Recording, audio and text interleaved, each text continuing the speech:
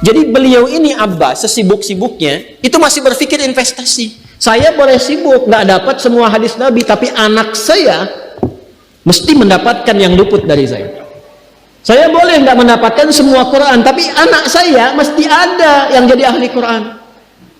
Cara berpikirnya siapa yang akan menjadi kebanggaan di akhirat nanti? Di dunia itu semu dunia itu. Jadi sementara aja, nggak pasti sifatnya. Perbedaan status sosial itu hanya istilah-istilah yang disematkan manusia saja. Ini kaya, ini miskin, ya kan? Yang ini punya jabatan, yang ini biasa-biasa. Itu istilah manusia. Toh pada akhirnya semua kembali ke tempat yang serupa. Dan menariknya begini, yang kaya, yang punya jabatan, tetap di akhir hidupnya pengen punya gelar yang sama dengan yang miskin. Atau dengan yang disebut miskin. Maaf, kalau ada orang disebut miskin meninggal, di papan lisannya ditulis apa? Di papan lisannya ditulis apa? Almarhum. Yang kaya juga kan pengen sama disebut almarhum. Iya kan? Tuh. Jadi nggak ada bedanya setelah berpulang itu. Perbedaan itu hanya di amal saja. Itu poinnya.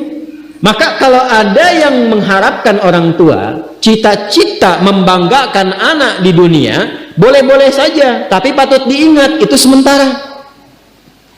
Anda silahkan sekarang sekolahkan setinggi-tingginya, S1, S2, S3, S4, kerupuk 3, silahkan. Mau dalam negeri, luar negeri, mau di Nagreg, mau di California, mau di Chicago, di Chicago, di Singapura, silahkan. Itu pilihan.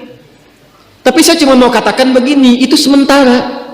Dan persaingannya tidak istimewa, karena janganpun Anda yang beriman, yang belum beriman pun bisa melakukan itu. Apa yang dikira yang hebat matematika itu anak Anda saja, anak orang lain pun bisa. Halo? Apa Anda kira yang jago fisika itu anak Anda saja yang beriman, yang belum beriman pun bisa? Ya. Jadi perlombaannya itu rata semua, dan gak ada yang istimewa. Kadang-kadang bingung ya, kenapa sih yang di dunia itu terlalu diistimewakan gitu? Mengistimewakan yang hilang itu nggak ada kerjaan. Mengagungkan yang hancur, yang sifatnya fana, rasanya biasa. Apa yang mau dibanggakan sih? Dan yang paling menarik tuh begini, ketika meninggal gelarnya pengen sama dengan yang dianggap ringan atau rendah status sosialnya itu. Tadi kalau orang miskin meninggal gelarnya apa? Ternyata yang kaya pun pengen sama almarhum juga. Kalau rakyat yang meninggal di papan lisannya ditulis apa? Almarhum. Ternyata pejabat juga pengen begitu, sama juga. Saya belum pernah dengar nanti kalau saya meninggal tulis gelarnya almaun ya. Gak ada. Tetap almarhum juga. Jelas ya? Nah, maka yang dipikirkan itu perlombaan yang sejati itu begini. Perlombaan yang sejati itu adalah perlombaan untuk kehidupan yang abadi, yang gak fana lagi. Jadi kalau pada saat itu unggul selamanya, karena nggak ada kematian lagi setelah itu. Itu yang dimaksudkan hadis Nabi. Kalaulah ada dunia ini punya nilai, walaupun itu hanya bagian dari satu sayap nyamuk saja, ya, tentu tidak akan pernah Allah memberikan itu semua kepada orang-orang yang ingkar kepadanya. Ya. Karena kalau diberikan nggak adil di situ. Karena itu sifatnya fana, ujian saja, pada akhirnya kembali. Nah, Abbas itu mampu membaca itu. Ini kehidupan sejak di zaman jahiliyah loh. Awas ya. Jadi risalah Islam itu membimbing pengikutnya, umatnya untuk berpikir lebih cerdas, di visioner. Makanya jadi muslim itu mesti cerdas. Beriman itu membuat Anda lebih pintar. Saya tanya begini ya, maaf ya. Sekali lagi mohon maafkan saya kalau perumpamaan ini kurang menyenangkan. Kalau ada yang abadi dengan yang sementara, Anda pilih yang mana? Masa? Sholat itu untuk yang abadi atau yang sementara? Abadi. Baik. Mobil itu untuk yang abadi atau yang sementara? Pilih yang abadi apa sementara?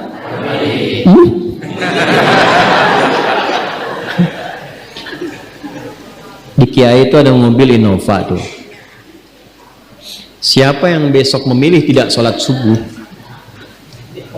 pilihannya pilih Innova atau pilih sholat subuh? Yakin?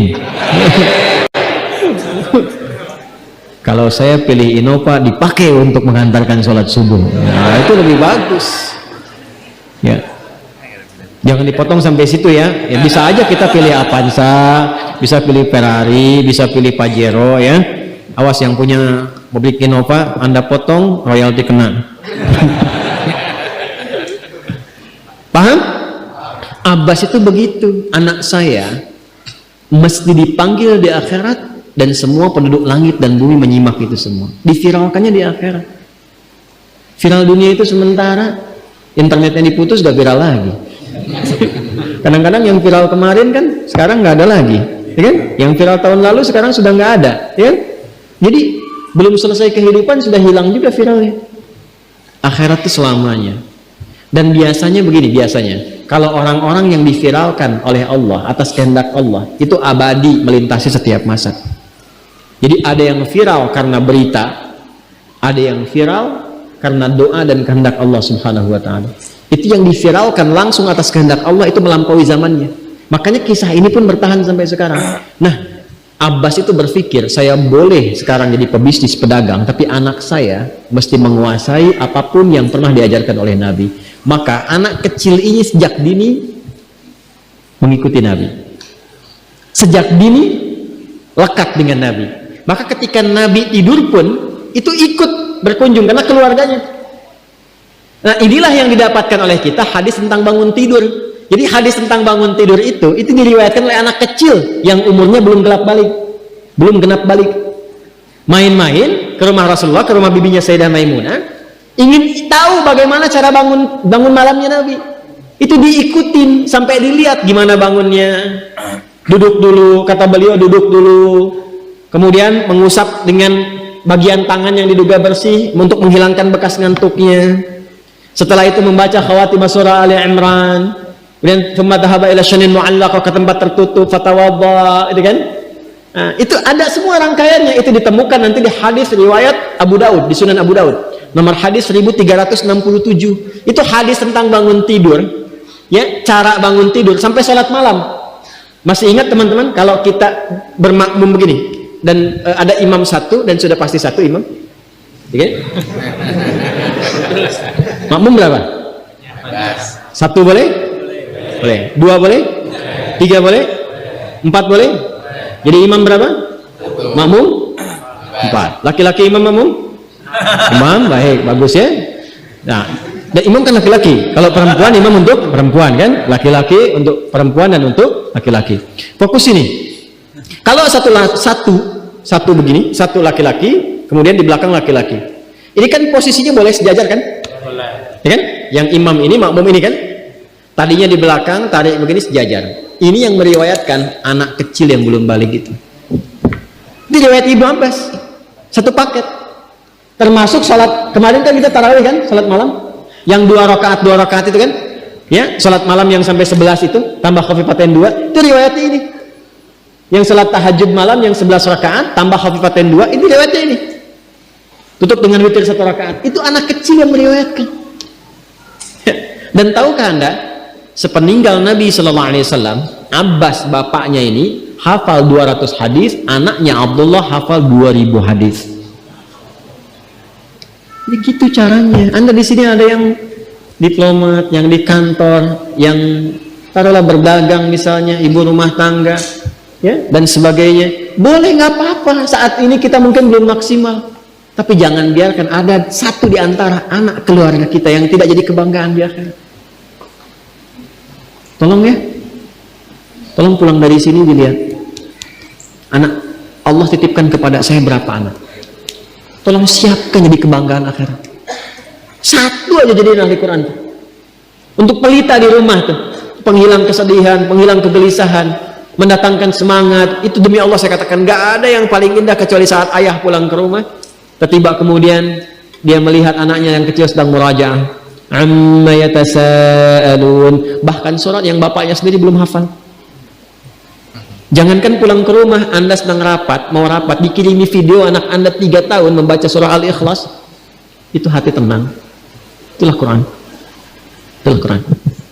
Maka belajar dari Ibnu Abbas ini, apa yang terjadi? ketika orang tua mampu memfasilitasi anaknya demikian, sekalipun orang tuanya tidak mencapai apa yang diraih oleh anak, tapi orang tua mewarisi setiap pahala yang dihasilkan dari anak itu.